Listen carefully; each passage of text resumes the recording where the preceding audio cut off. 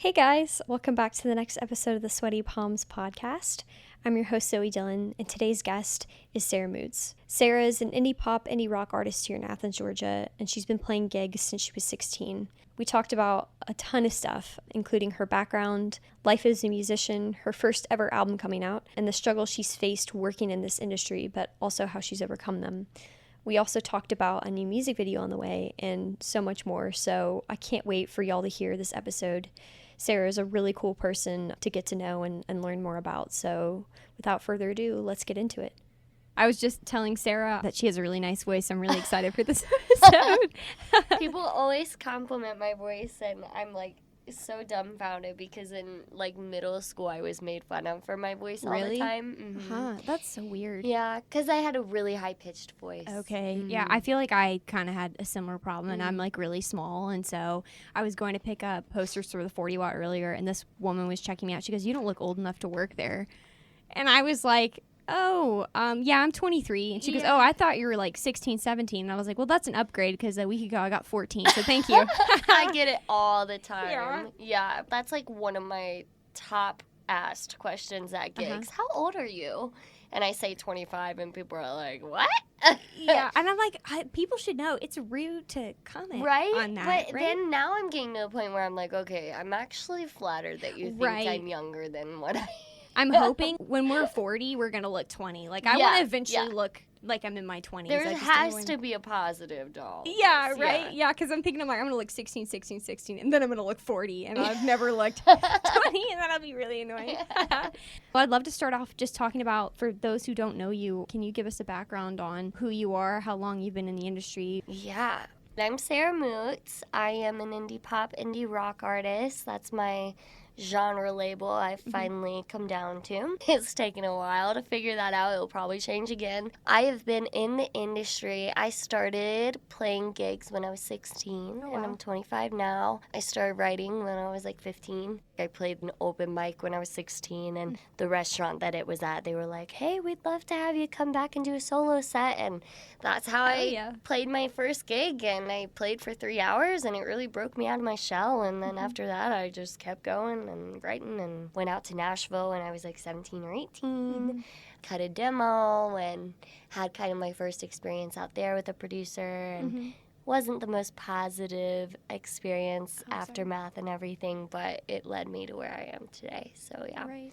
feel like I've been here for forever, but I'm really kind of just now starting to like do things the right way, and you know, I did UGA music business program, and now I feel like I'm actually applying all of that to my career, and I'm a full-time gigging artist now, so that was a big transition. So what made you, because a big part of Sweaty Palms, or the name for it, is kind of what you said, like breaking out of your shell and doing things that are scary, but, you know, growing from that. So how was performing for your very first time, and how do you get over stage fright and things that kind of scare you, I guess, essentially? Oh my goodness. I don't know that I even get over it. I feel like I am a very anxious person. Me too. Yeah. I don't know if you can feel it. I feel like I give out that energy, you know?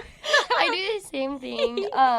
Everyone that I meet, I'm like, are you okay? Can I get you anything? The first time I ever met you, you're just so like warm and inviting and nice. I didn't get that at all. Yeah. Thank you. Yeah. I think I've learned how to fake it, because I've been having random people come play my songs with me and come in my parents' house and sit in my bedroom and play with me like since I was like 16, 17. So I'm getting used to being uncomfortable. Yeah. But I think that's what it is you just get used to being uncomfortable. Right. And like I'm still working on healthy ways to manage that anxiety. I like always tell my friends and my partner, I'm like, okay, this time I'm not going to get super stressed.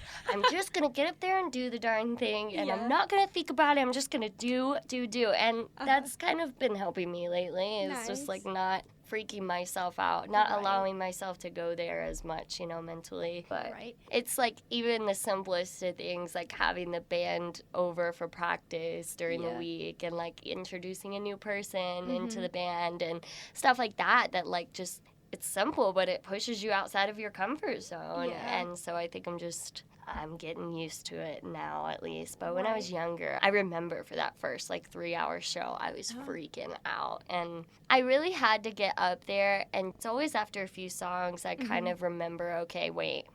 You've got this, you know what you're doing, and there's a reason why you're here. So learning how to trust yourself is key, but it's definitely takes some major, mental control and stuff to be able to do it. It's hard. And you're so good at what you do, too. I think, thank you. It's true. A big part of being who you are and being an artist is not only are you a musician, but you're also a songwriter, and I feel like that's the perfect combo, or at least that's what I've found when I've listened to other artists, people who are not only artists but also make their own music and then write their own lyrics are kind of the best. That's maybe I shouldn't say that. Matter of opinion. Yeah. I kind of agree. Yeah, because it's so funny too, because the music so Bailey has played me one song that was unreleased, and I got to hear your lyrics, and I was like, why is this me? It was a song where you're 24, where you mentioned how old you were at the time. The one that just came out. Yeah, exactly. Yes. And I was just I've never related to a song more. I think we're kind of on a similar life path right now. I'm not doing what you're doing, but I really resonated with that, and so I'm so. That's always the goal. I always say that there's different types of musicians out there. And when I finally figured out why I was doing what I was doing, I narrowed it down to, okay, I am not up there to go play the coolest guitar solo or have the coolest produced tracks or whatever.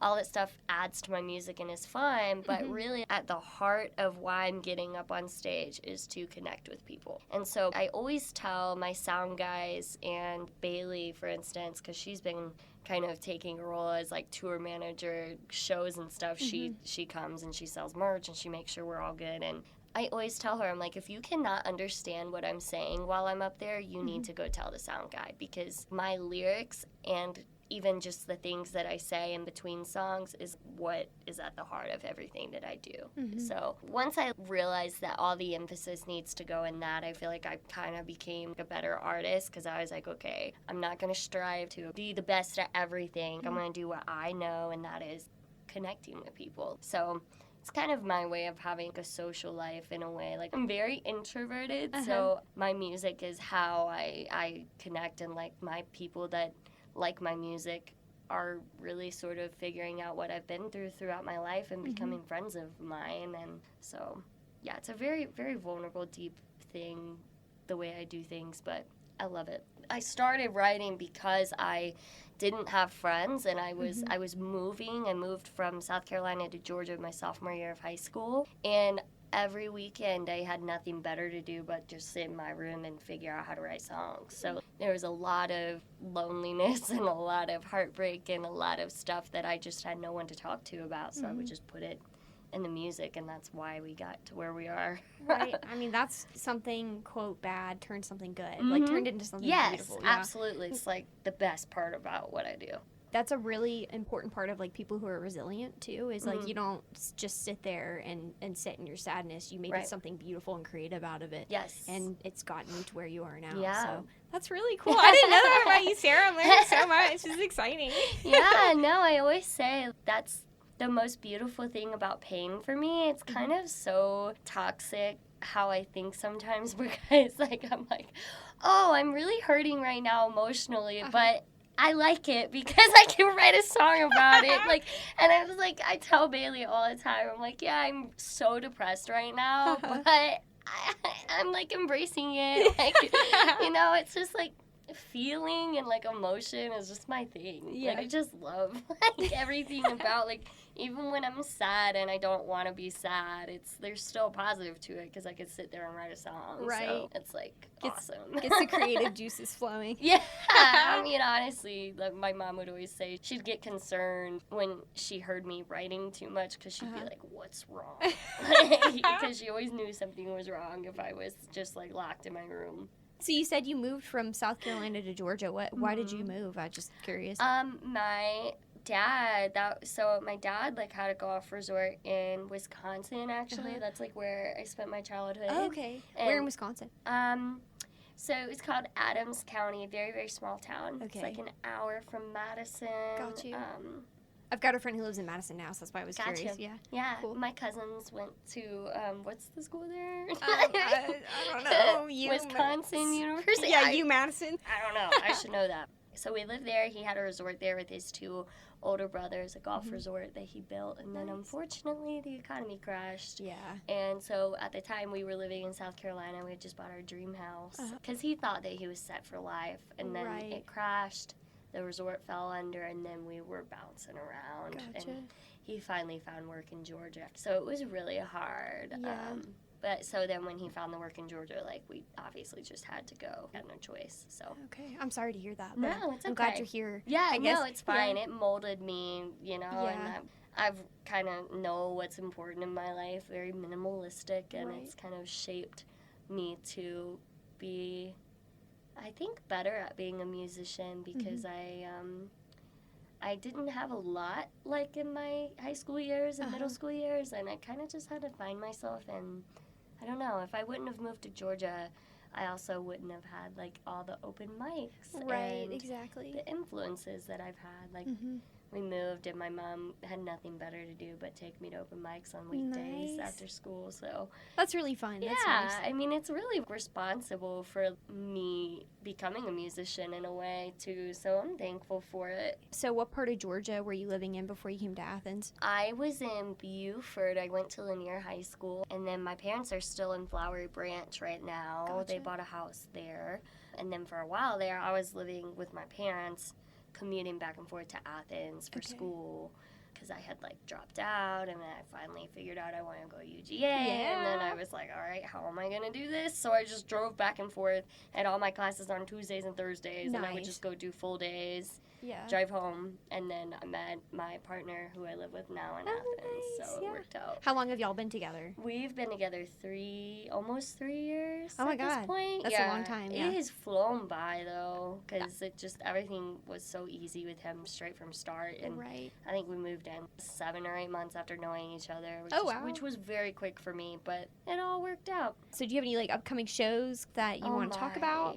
Yeah, sure. I can't even process all that's going on right now, to be honest. I gig every weekend acoustic, like, to make my income, and then the full band shows are on top of all that, so, like, keeping 13 shows in my head a month is insane. That's crazy, yeah.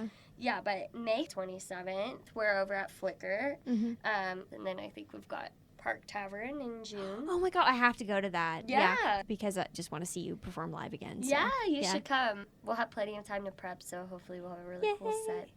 How do you pick out your outfits for what you're going to wear for, performing? Because I know you have to have an image of yourself, so I'd love to talk about that. Because your outfits for Sleuth Fest, amazing. I loved your pants. Yeah, Thank you look really good. good. My God. I have gotten to a point where now a huge helpful thing in picking out outfits for what I wear for anything and everything is we finally narrowed down our branding and our color scheme and everything. Yeah. So I have the screensaver on my phone. Nice, and you're wearing the shirts kind of already matching. That's my branding color. Yeah. So I wear that all the time. I always am in my closet holding my phone up, like, where's a shirt to wear? Yeah. And then I go into stores, I'm holding it up. I'm like, where? So I just gravitate towards those colors now. And I also am just a sucker for anything unique. Like, if it's weird, I will buy it. Nice. If you can't picture yourself wearing it, I probably can't. Like, it's the weird stuff I always got made fun of by my friend group in high school. They're like, why would you buy that? And I'm like, I just like it. So I just honestly go thrifting and look for stuff that nobody has. And if it's in the color scheme, I buy it. It's as simple as that. It's nice to be different, yeah. Yeah, and then I just Mod Podge it all together on days of shows. But yeah, that was actually a really hard thing to, like, start trying to put emphasis on. What you look like as an artist is so important, that you look on brand and that you represent yourself well. And so once we finally got a hold of that, I was very happy because it took a while to develop. I was looking at your website, and I love your hair and everything in the color scheme. It seems very, like, 70s inspired. Yes, it is. And I love that. I would like to also wear clothes like that eventually. But just do it. Yeah. Anyway, we can get back to your music. No, clothes are important. Yeah, they are. And I just love talking because I love your style, so I had to Thank touch you. on it. That's just me, yeah. Thank you for pointing that out, because I honestly, nobody compliments my They style. should. I think they're probably just intimidated. They're like, damn, she looks so good, I can't even say anything, Thank you. know? But anyway. You're going to make my head big. I'll stop now. I'll shut up.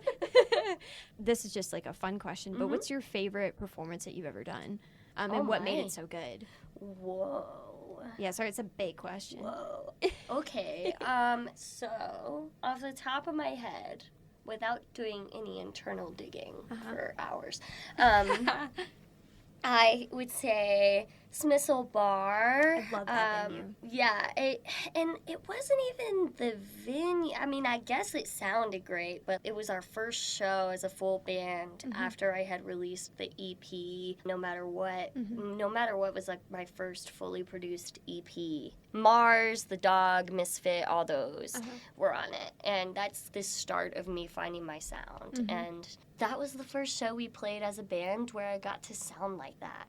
Every other band I had before that, we were kind of just guessing when we got up there. All of our practices, I'm like, oh yeah, I think I like what you're playing, and because we never had tracks to play to, so I would bring them songs and I would be like, let's figure this out. Yeah, exactly, and that works for some people, but I really found that the way I need to do things is get it recorded in the studio. I love my producer, Tommy, and me and him just come up with everything on the spot, and then I take it to my band and I say, hey, learn this, and that's the way that I get the product that I want. So the Smith show was the first time that I had a group of players get up there, learn everything that was on the tracks, and play it, as close to the tracks as we could, and it was really, really cool to hear it come to life, because that was the first time I'd heard anything live and crowd tested anything, because that whole EP was made during the pandemic, essentially. So a lot of those songs I hadn't even performed live yet, and usually I play them live first and then record them, whatever, but this was a weird situation, and so it was nice to see how the crowd reacted, and it was really good. We had a good turnout. So you mentioned your band. How did that start? Because if it was just you originally, how did you get a band together? I just think it's really interesting, and I feel like everybody's story is different. Yeah. Oh my gosh, it's so hard. Especially when you're a solo artist and you're looking for people to just play things like the tracks, because nobody wants to just like practice things. It kind of feels like homework for musicians to like just be like, hey, play it just like this and whatever.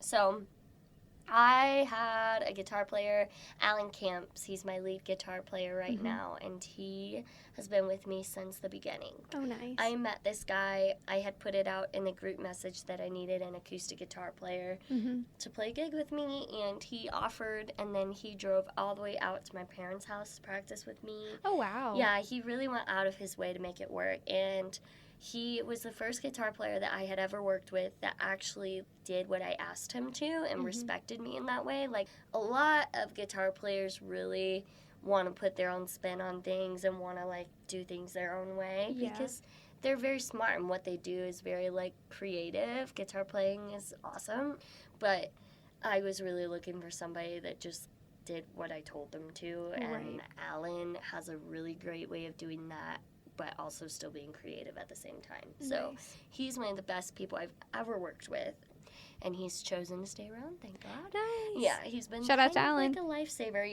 Also, like, one of my best friends, just, like, the coolest guy. But so then it's kind of started just me and him, and then as slowly, like, we've built it and kind of acquired all the parts we've needed. I found my rhythm guitar player who is also awesome, and the group me. There's a group me called Athens Jam Ham or something like that, and it's got like hundreds of musicians in it. Oh, wow. And everyone in there is really nice, and I just so many times have reached out in that group message and been like, hey, I need a bass player, and that's how we've acquired most of our players, but still, like, we're flip-flopping between players all the time. Bass players and drummers especially. It's hard to find people that are available for every show. I remember having a talk with Jess from Hotel Fiction, and she was telling me, because that was when they first started going on tour and stuff, and she was like, yeah, we kind of have like 5 to 10 different players that we call on for each show because it's really hard to find people that could make each and everything work with their schedule. Right. And she was like, that's kind of the way to do it, though. And I didn't realize that is the way to do it. I have probably 5 people I think of in each part when I think about shows. Okay, that's really cool. I didn't know that. I would think that you'd have a set band like Maroon 5 or something. I wish. That's why I say it's so hard because, like, you're dealing with people that are in school, have jobs. The day when I can have Nashville musicians playing with me would be wonderful, but that's expensive. All those musicians are on salary basis with their artists that they play with, and I'm obviously not at the point to give salaries to any of my musicians. So but you will. Yeah, I mean, I fully plan on it and hope for it someday, but right now, you know, it's just whoever can make it work and play the darn parts. So we rotate through a lot of them. Yeah, that's really cool though. I didn't know that. I'd like to hear kind of, just because I'm not a musician, I don't know how that part works. Super stressful. Like, I think I really spend half of my time just like texting a million different people, hey, can you make this date? And then on top of that, can you make this practice date? Can you do this? And I feel like it should be a completely separate job title, like band manager. I was about to say, like, it would be nice if you had somebody who could do that for you. Yeah. I was just thinking that, like, today, because we have a lot of shows coming up, and everybody has different schedules, and I'm like, oh, my God, this is taking, like, 3 hours of my morning, and then, like, all night I was doing it, and it's ridiculous. Yeah. So. Where do you hope to be, you know, in 5-10 years? Would you want to be still in Athens? Do you want to be in another city? Like, what would be your dream position to be in? Oh, a dream would be, like, California. I love California. But realistically, I think Athens is so nice because there's so many musicians here. It's also very affordable to live here. And my parents are an hour away, which is like that happy medium. We do have 3 dogs, and it's funny how much that controls my life. Yeah, we have 3 dogs, so like it's nice to have my parents to take them to when we have weekend trips and whatever. And I know if I go on tour, I'm going to need my parents nearby for that sake. So I could very well be in Athens still in 5-ish years, but I will be 30 years old in 5 years, and depending on where my career is, like, I don't really know what I'm going to want in my life. I've kind of, like, only thought about my music career for a very long time, but there's also things that I want to experience, like I do want to have kids eventually, so I don't really know when all that's going to happen, or I don't know. That's very up in the air. Cool. I like that answer, though. Yeah. A dream is to go on tour. That's the current dream, and if that's where I'm at, then that's where I'm at. But I have no clue when that's going to happen. So I've stopped trying to control my life. It's kind of like you got to walk that line of, like, pushing opportunities, but also just letting things come to you, too, because you'll stress yourself out to no end if you just try to control everything. Definitely. I think you probably experience burnout even, like, in the parts that you enjoy, like songwriting. Do you like writing songs? There's some people I've interviewed, they're like, oh, it's like pulling teeth. I think that songwriting is my favorite thing. But I, unfortunately, with all the business stuff lately, even though I have Bailey, it's still so much. Making TikToks, making content, photo shoots, music videos, whatever. Takes way more time than I ever planned on it taking. So songwriting has been kind of pushed to the side unintentionally, but every time I get the chance to do it, it's like a dream. Like, sitting down and being uninterrupted and just letting things flow is my favorite state of being. So when you sit down to write a song, what do you do? How does that process work for you? It always starts with, so songwriters, there's a few different types of songwriters, but there's people that think it's like a muscle and you have to exercise your songwriting muscle, and that is probably true, but like I said, I barely have time to do it lately. So usually when I get, there's like this feeling that I get, like there's like this feeling of like, okay, something needs to like come out of me right now creatively, and that is always the feeling that I get when I go to write a song. So, like, I'll be inspired by something, or I noticed lately that it's a lot of, like, if my life is very hustle and bustle, like, very busy, that's kind of the way that I unwind is songwriting. Okay. So, like, if I don't have a lot going on, it's actually a lot harder for me to write a song. Interesting. Yeah. I would think it'd be the other way around because you have time to process your thoughts and your whatever when your life is slow.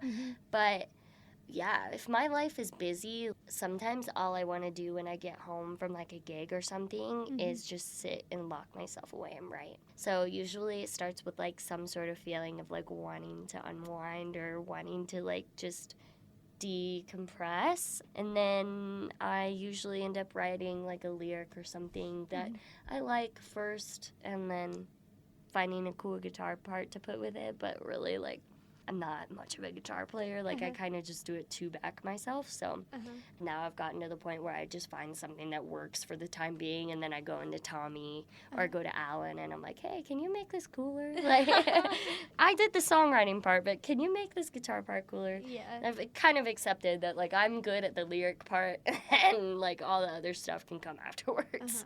So that's where it usually starts, is lyrics and a melody, and sometimes you get a chorus first, sometimes you get a verse, and it's always different. But do you like playing piano? I love playing piano. Because the recording that Bailey showed me was you playing piano in the background. You're really good, too. Oh, thank you. That, yeah. Thank you. That's funny you mentioned that, because I've been having this sort of internal complex regarding piano, because I have never played it on stage. Okay. Yeah, so I've always played guitar.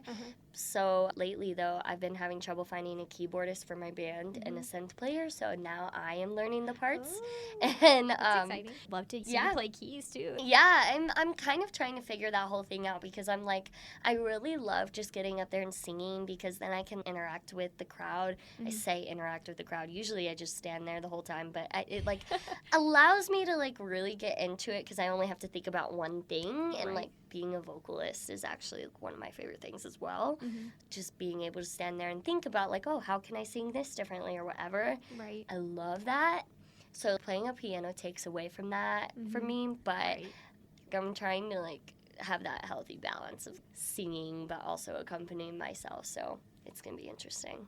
What does it feel like when you're performing on stage? If you can describe that, like just what is that? I feel like that's a very unique experience that most people don't, unless you're a musician, or a performer. It's such an adrenaline rush most of the time. The crowd is super important, though, for me at least. I also think that having a good band behind you is super important, because if you cannot trust the people behind you, for me, I tend to think about, okay, are they going to play this part right? Are they going to do this right? Is this going to sound good? And it will take me out of the moment. So it's very, very different for me when I've got a group of people behind me that I can trust, because then I'm able to just kind of let everything go. And I always say that it's very therapeutic to not only songwrite but play on stage, because it's just, for me, I try to make sure that my brand is fully and completely myself. Like, I'm not trying to be cool or trying to be anybody other than myself. I just want to be the most expressive version of myself. And so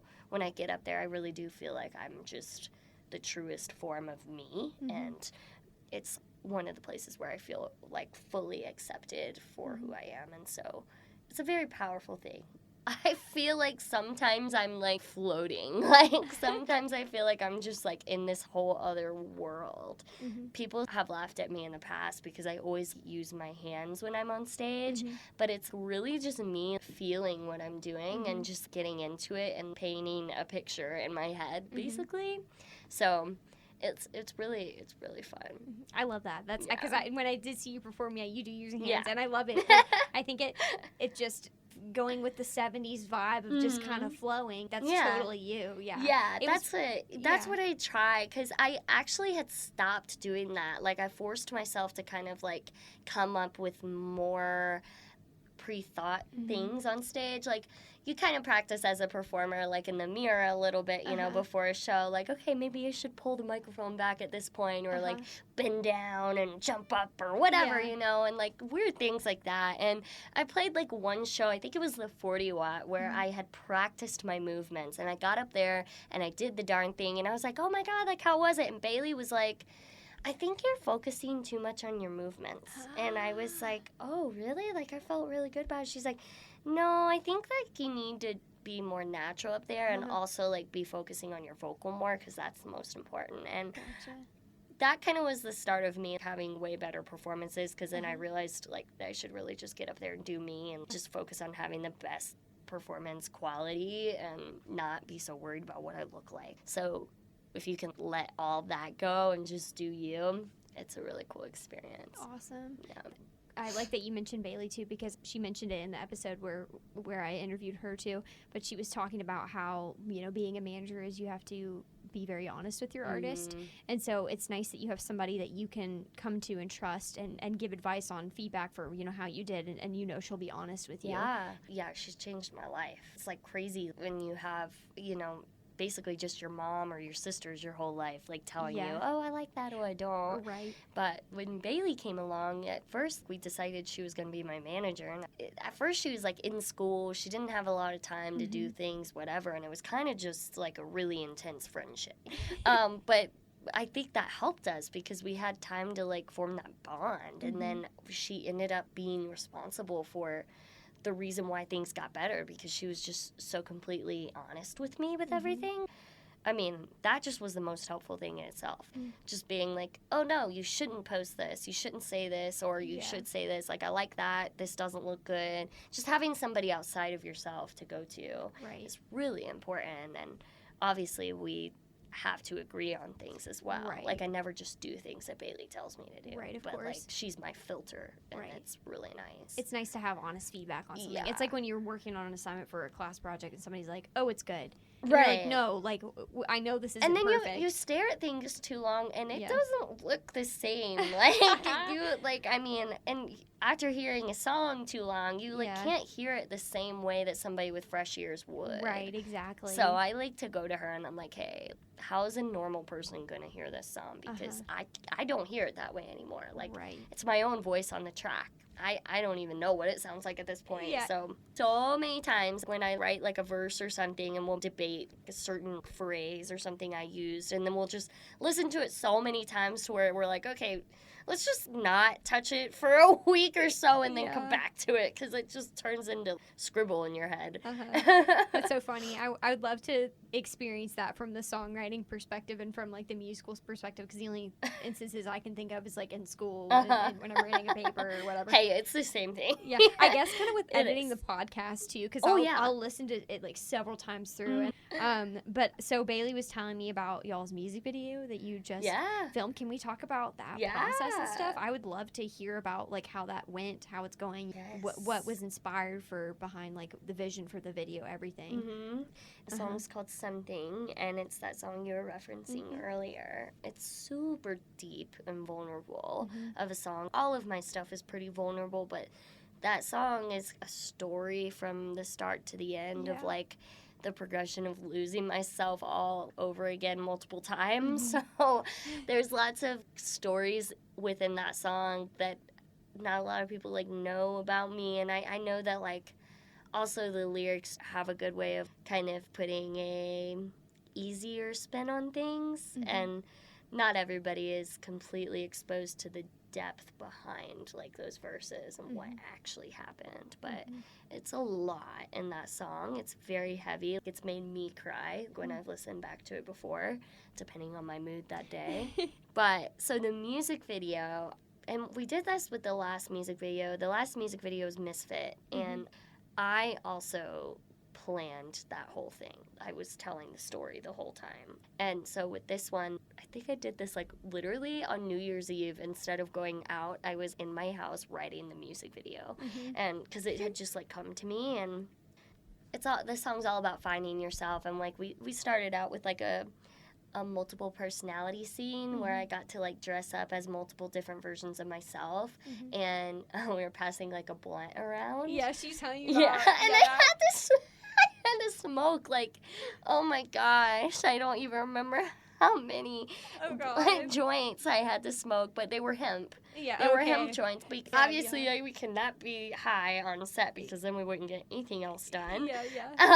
So we had the hemp joints, but still, those things can get you. Like, was like not expecting that. And there were so many times where we had to redo the shot, and I would just be like, guys, can we please get it this time? Because I'm getting really high.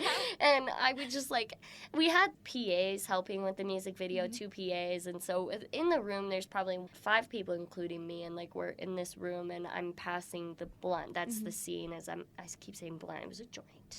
Is there proper terms for smoking? This all sounds close together. Yeah, honestly. So I kept passing it and having it in the scenes. It has to be smoking. So I would have to hit it to make it smoke. Right. So I had to smoke it. I couldn't fake it. But I felt like we were all secondhand high at some point. Like, it really got hazy in there, and we were all laughing really hard at some stuff. But it was really fun. And also we got to experiment with really fun makeup and outfits, because kind of doing everything to a dramatic level just for the sake of standing out and branding and just looking more professional. And had my friend Sophia come out and do makeup. Nice. So she was very helpful. Yay. Yeah. I love her. She's also just very creative in everything she does, and great with marketing, and she's just like a great person to know. All around wonderful human being. Love her. Yeah. I can't wait to see the music video, though. I'm really excited. We needed to have the proper scene, like setting, so I had to like redo my living room, and I like got a couch, painted the walls, and like so the night before the music video, I was up until 1 a.m. making my living room because I hadn't had time to do it. So we so shittily painted the walls. Like we got it on the molding and everything, but I'll show you a picture. Yeah, I'd love to see it. But it was a lot of work. It took forever, man. And then the outfits, we decided the day before that we were going to make one of the scenes look like I was stripped down nude, but I'm not nude. Oh, cool. And so Jason, the videographer, picked out where we were going, because there's a scene where we're running down the street. And he picked out the neighborhood we were going to, and we're on the way over there, and he's like, yeah, it's like a college neighborhood. And this scene is like one of the scenes I'm dressed up as an angel with like a white wig and like a white robe, and then there's a part where I strip it all off, and I'm running down the street in Spanx, like nude Spanx. I look naked, and I'm running down the street. Frat boys are driving by, like there's people smoking off their porch, just watching the whole thing go down, and I'm just over and over again running down the street and stripping off my robe to get the right shot, and it was just so embarrassing, and it's like stuff like that where I've just been pushed so far outside my comfort zone, and I have had no choice because I want it, like I want that art to be there, and I want that shot, but there's nobody else to do it but me, I can't hire an actor, so at one point I was like, Bailey, you are gonna have to leave because I'm like running down and I'm having to like mouth the lyrics, and she's just like laughing at me because they're in the van filming and I'm chasing the van and I'm running out of breath, and they're going, at one point the guy went like 10 miles per hour, and I'm like, you gotta slow down. I'm sprinting while lip singing. Yeah, and I feel like your makeup might start sweating off at that point, and oh my god. It was honestly hilarious. I wish I was there, If we could go back in time, I'd be like, Bailey, what are you doing today? Oh, you can literally tag team to anything. I want to tag along, please. It sounds so cool and fun, and that's just amazing. I'm sure Bailey was like over it because she was there the whole 2 days, and I'm like, I ended up shooting her some money because I was like, you were the only reason I got through this. Yeah. Yeah, so she's taken multiple roles in all of this. Yeah, I'm so happy I get to interview you now because I've heard, her perspective, and now I get to hear yours, and, I get to hear from the artist, so that's really exciting. Yeah, both worlds. Yeah, thank you for, wanting to come on here and be on this. Yeah, I loved it. Is there anything we talked about that we haven't talked about that you want to mention on here? No. I guess I should say that I am releasing an album. Yeah, let's talk about that. Yeah. So we're doing like one single at a time. It's 8 tracks, and it's called Eat Your Heart Out. So yeah, that's in the middle of coming out. And then we will have an album release show, and that is not planned yet. But I'm so excited. we are Can I be working on there? it. Yeah, Yeah, of course. awesome. It was supposed to be in the Lewis room, but we're having trouble getting the date picked out, so we might go somewhere else. Gotcha. I honestly don't even care where it's at. I just want a good turnout. So Right. we'll Well, see. I'll be there for sure. What's been the hardest part about being a woman and working in this industry? Oh my goodness.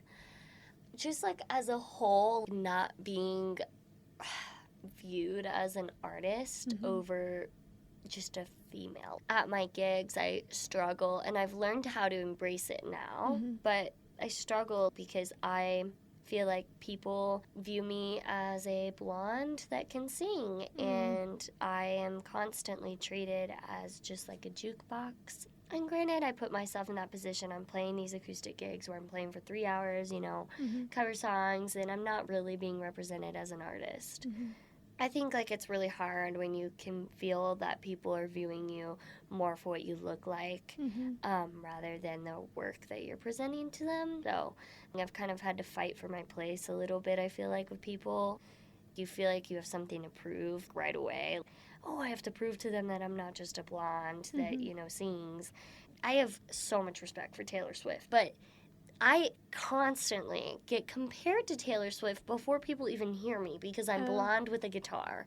And I take such offense because I'm like, if you listen to me, you would hear that Totally I don't different. sound like her. Yeah, even- we're doing the same thing, but I don't sound like her, and it just makes me feel like you haven't put any effort into listening to me. Yeah. And I constantly get that. So I just fighting for respect, really. Yeah, and a lot of people haven't been properly taught what makes a female uncomfortable, whatever, and it's just this very difficult when you deal with people that don't put themselves in your head. They expect you to accept treatment that just would absolutely make them feel uncomfortable. I've had to go to court. I had a manager of a venue sexually assault me when I reached out and said, okay, I'm not okay with this. I don't want to go back in your office to get my paycheck anymore. He retaliated and canceled 11 gigs, which was at that time over $1,500 of my income. Wow. And they were on the books for months and months and months. So when you last minute cancel on an artist, that puts them out not only the money that you just canceled, but you were occupying all those dates that they could have booked. So you're putting me out double the amount of money that you just canceled because now I can't play anything else, really, unless I get lucky and have something fall into my lap. But so I went to court for that, and I was 21, I think, when I went through all that. And then before that, I was dealing with a producer out in Nashville that promised me the world. I spent my whole life savings on recording 9 tracks with him, and constantly he would call me darling, and I thought that he was just being a mentor type fatherly figure. But he made a comment one day about how, what females have to do to get what they want in this industry, right, honey? No. And then I didn't hear from him for 2 years, and he held my music from me, and that's why I'm 25 years old and just now releasing my first album. I'm so sorry. No, it's okay. It's funny because all of these, like I said in the beginning, all of these experiences have molded me for sure. But yeah, it hasn't been easy. But it's nice to have Bailey and kind of more of a team now, and not be just completely on my own dealing with stuff like that. So yeah. I think it's important that we talk about this. That's terrible. I don't agree. even know. That's traumatic, but it's good for people to know that, hear that. They're not alone. Yeah, you're not alone, and I think talking about it is the first step to getting it not to happen. Yeah, and I feel like I haven't had a lot of outlets to talk about the depth of all those things. Honestly, I think this is the first time I've really talked about it with anybody recorded, and in state where now I've healed and it's easy to talk about it versus when it was all going on. So I am never opposed to talking about things like that, but also a lot of people don't ask because it makes people uncomfortable, and so it needs to be a question that's asked. Yeah.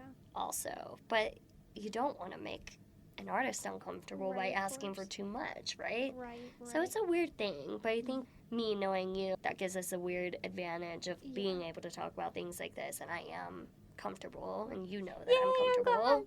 Yeah. Yeah. Oh my God. Yeah. I didn't.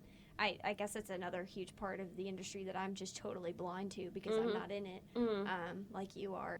But there's also like a lot of musicians that haven't like experienced to this extent of turmoil. Like I'm not trying to like be like, oh, I have the best sob story, but to an extent, I have talked to so many people that have just been like, whoa, I've never experienced that. And that's a beautiful thing. So it's not everyone that goes through. I think I just, I don't know. I don't know why me, but maybe it's because I trust people a lot. I'm the same way. But that's the thing. Just because bad things have happened, it's a beautiful thing to trust people and to have faith in somebody and not think the worst of them because then you go through your life jaded and and you don't want that. You have to find that balance in this industry of like trusting people but also protecting yourself. So put your guard up. I think I'm there now, and I think you're always learning. So I've still got a ways to go. So maybe when I'm 25, I'll come back to you and let you know where I'm at with that. How old are you now? I'm 23. Okay, so I'm only 2 years younger than you. Yeah.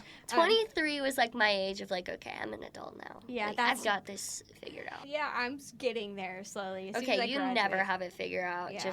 I'm pretty sure we're gonna be 50 and being like, what is the world? I know, like, my grandmom is like, I don't know what's going right? on. Yeah. We need to hang out outside of this more, too. Yeah, we're just cool. Yeah. Thank you. You are, too. Yeah, thanks. I'm glad you're friends with Bailey. Yeah, I've literally, like, mooched off Bailey's friends because I don't have any of myself. So, like I said, it's very hard for me to, like, actually have the time or the energy to go hang out with people. Just hearing you through this whole episode, I'm surprised that you, like, do you get enough sleep? Like, oh my God, no. Yeah. I'm highly sensitive. I literally identify as an HSP. So what's that? So I found this, like, group of people. They're called HSPs, and they're just highly sensitive people. That's what it stands for.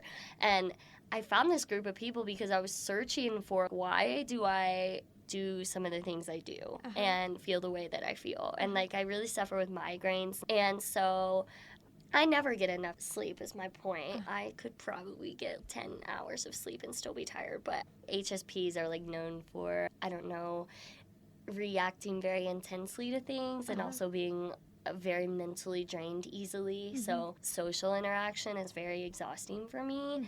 And I was always looking for reasons why that was the way it was. And just HSP was the easiest way to tell people, like, oh, yeah, I do identify as this. So, like, that's something that not a lot of people know about me. And it's hard when people are like, come out and do this or come out and get drinks after your show and blah, blah. And I'm like, I need a nap. Yeah, like, I am going to get a headache if I do that because I'm too socially drained now. And, like, the way that I regain my energy is by introverting. So if like, this career takes everything out of me because you're constantly in a state of having to interact and having to share yourself. And it's really the only thing I have the mental capacity for. Friendships outside of this career are very difficult for me.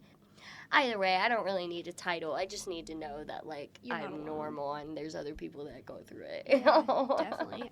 So I'd love to talk about your album coming out that we've already mentioned, but let's go back to it. What's your favorite song on the album? How was writing it?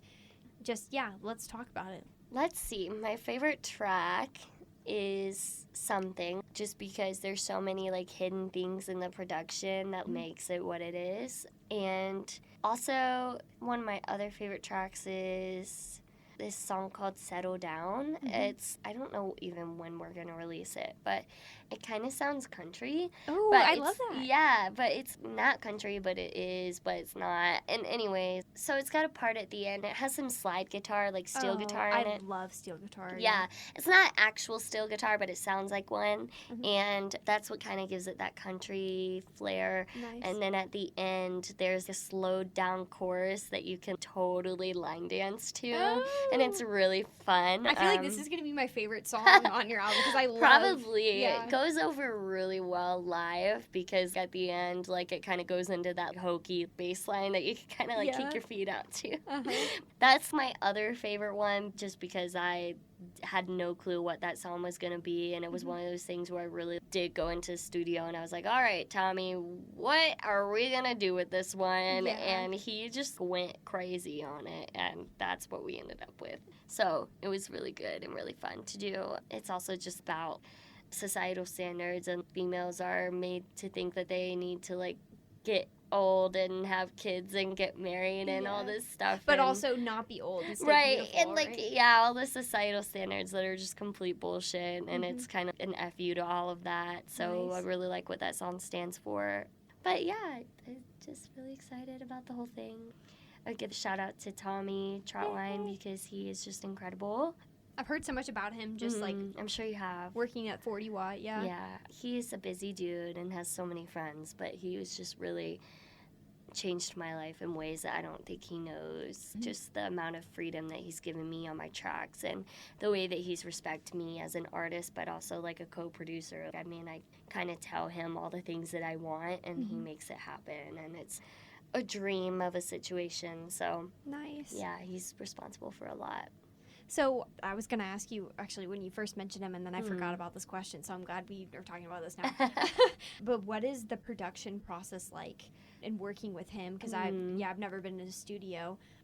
The way that it works between me and him is I really just because I've been through so much with producers and stuff in the past and not getting the product that I wanted out of people, I think that I go into it with a very defined head of, okay, this is how I want this song to sound. I'll go in there with a lot of reference tracks. I like the production on this. I like this part of this song. I like this part of this song. Let's see if we kind of recreate it in a way. And I think in the mix of all of the recreating we're trying to do, we end up finding our own sound while we're at it. And we've had that talk before. It feels like we're, chasing all these other artists and their sounds, but then blending all of it has really become my sound. And I actually watched like an interview one time where somebody was talking about how do you find your sound as an artist, and they were saying how it should be all of your favorite artists and all of your influences wrapped up into one. Oh, okay. Yeah, and so I really try to like keep that in mind when I go in there. I do reference my favorite artists and my favorite songs at the time, and I really try to have an idea of what I want. So I like to say that I practically co-produce everything because I'm a big part of the brain behind it, but he is responsible for making it all come to life and filling that gap of, I don't know what to do with this part. How do we make that happen? And he always knows. He always has the answer. He's also very good at making things just vibe better. If I play him a song and it's still somewhat raw, he's like, why don't we do this with it? Or why don't we change this lyric? So he can very easily take himself outside of the song and kind of make it work better. So yeah, I kind of just go in there with songs and play it for him, and then I say, oh, I want it to sound like this, this, and this, and then along the way we create our own thing. And nice. Yeah. That's really cool. It's really fun. It's like the studio time is like really probably one of my favorite things about the career. It's just a really fun chance to be creative. And nice. Yeah. Thank you so much for coming on, Sarah. Thank you for having me. And for everybody, toward the end again now, but Sarah Mootz is the guest of today's episode. She's a singer-songwriter here in Athens, Georgia. She's been performing since she was 16, and you can go follow her on her Instagram. It's at Sarah Mootz. Yes. She's also got a website at sarahmootz.com. Yes. You can follow her on Spotify, Apple Music, anywhere that YouTube, you anywhere. Listen out for her upcoming album and also her new music video for Something. Yeah. Something just came out, so that's a new single that is now dropped. Look at you go. Yeah. Keep up with her. She's awesome. I need you to come on stage and do that. I can introduce you to the whole crowd. And follow me on my podcast. But yeah, guys, thank you so much for listening in, and we will see you next week. Yeah, thank you. And here's a little preview of Sarah's new single, Something. When I was 17, I snuck out past curfew, scared as hell.